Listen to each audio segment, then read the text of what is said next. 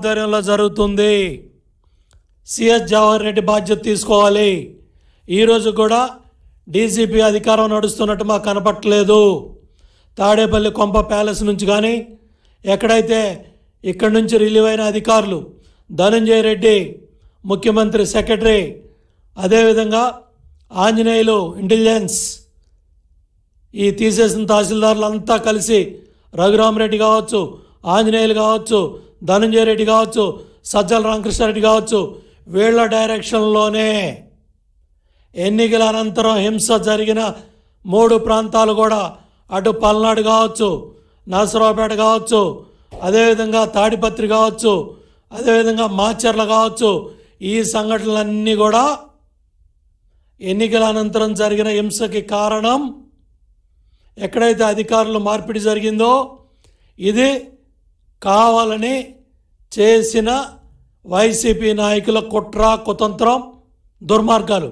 మీరు చూడండి, జగన్మోహన్ రెడ్డి పాదయాత్ర దగ్గర నుంచి లేదా 5 ఏళ్ల వైసీపీ పరిపాలనలో ఏ సంఘటన జరిగినా మీడియా, ఈనాడు కావచ్చు, ఈటీవీ కావచ్చు, ఏబిఎన్ కావచ్చు, ఆంధ్రజ్యోతి కావచ్చు, ఈనాడు కావచ్చు, అందరూ కూడా ట్రాన్స్పరెంట్గా జరిగినట్టు చూపించడం వాళ్ళ బాధ్యత, చూపించారు.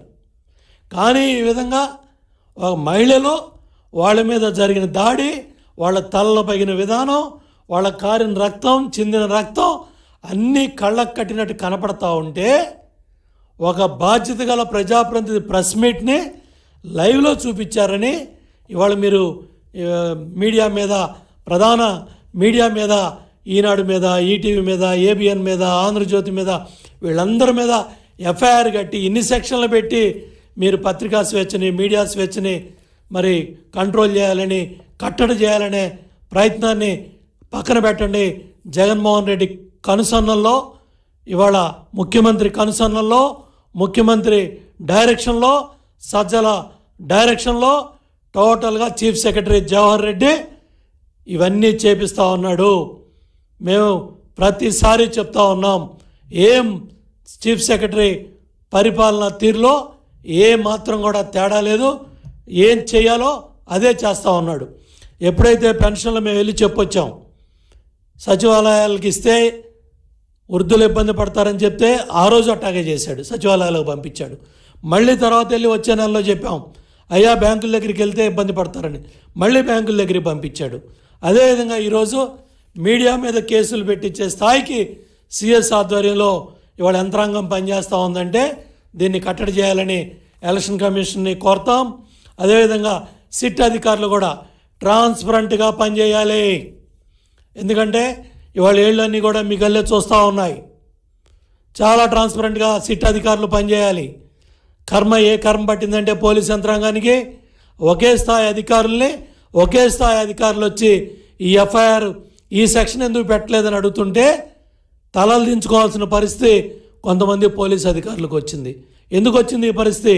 మీరు అధికార పక్షంతో అంటగాగారు కాబట్టి, మీరు అంటగాగిన పాపానికి, ఎమ్మెల్యేలతో, మంత్రులతో మీరు అంటగాగిన పాపానికి మీ స్థాయి పోలీసు అధికారులు వచ్చి మిమ్మల్ని ప్రశ్నిస్తూ ఉన్నారు.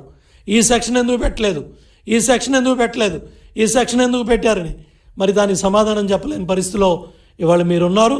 ఇవాళ బాధితులు గొంతు వినిపించడం నేరమా అని మీడియా అడుగుతుంది. దీనికి సమాధానం చెప్పమని నేను చీఫ్ సెక్రటరీని, డీజీపీని అడుగుతూ ఉన్నాను. ఇవాళ మీడియా ఘోషిస్తూ ఉంది, మీడియా ప్రశ్నిస్తూ ఉంది. వీటి సమాధానాలు ఉన్నాయా మీ దగ్గర?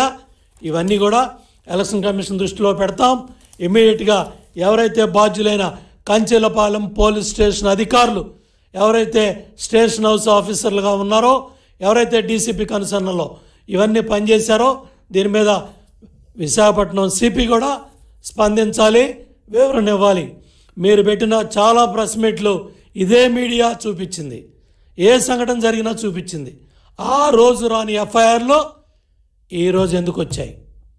ఇది కంప్లీట్గా ఎన్నికల అనంతరం ఓటు వేయలేదనే కక్షతో అక్కడ పోటీ చేసిన వైసీపీ అభ్యర్థి డైరెక్షన్లో ఈ గొడవ జరిగింది, ఈ దాడి జరిగింది. దాన్ని వేరే పక్కదో పట్టించాలని ఏదైతే చూపించిన మీడియా మీద కక్ష కట్టి ఇవన్నీ చేశారు. దీన్ని తీవ్రంగా ఖండిస్తున్నాం. దీని మీద తప్పు చేసిన పోలీసు అధికారుల మీద చర్యలు తీసుకోవాలని కూడా ఇవాళ ఈసీని కోరుతాం, సిట్ అధికారులను కూడా కోరుతాం. అదేవిధంగా మా ఎంపీ అభ్యర్థిగా పోటీ చేసిన కృష్ణదేవరాయలు చాలా స్పష్టంగా చెప్పాడు. మా కాల్ డేటా చూడండి, మేమే అధికారులతో మాట్లాడాం. నేను స్వయంగా కృష్ణదేవరాయలు ఇందాక మీడియా ముందు చెప్పాడు, మేము ట్రాన్స్పరెంట్గా పనిచేసాం, ఏ పోలీస్ అధికారులతో మేము ఒత్తిడి చేయలేదు, ఎవరితో సంబంధం లేదు, మా కాల్ డేటా కూడా ఇస్తానని చెప్పి ఆయన దమ్ముగా ధైర్యంగా మీడియా ముందు మాట్లాడాడు. ఇవాళ వైసీపీ ఎమ్మెల్యేలు పోటీ చేసిన వాళ్ళు ఎవరైతే వైసీపీ కంటెస్టెడ్ క్యాండిడేట్స్, మీకు ఆ దమ్ము ధైర్యం ఉందా? మీడియా ముందుకు వచ్చి ప్రజల ముందుకు వచ్చి మీ కాల్ డేటా బయట పెడతాం, పరిశీలించుకోండి, యాక్షన్ తీసుకోమని చెప్పే దమ్ము ధైర్యం వైసీపీ ఎమ్మెల్యేలకు కానీ వైసీపీ పోటీ చేసిన ఎంపీ ఎమ్మెల్యే అభ్యర్థులకైనా ఎవరికైనా మీకు ఉందని నేను అడుగుతా ఉన్నా.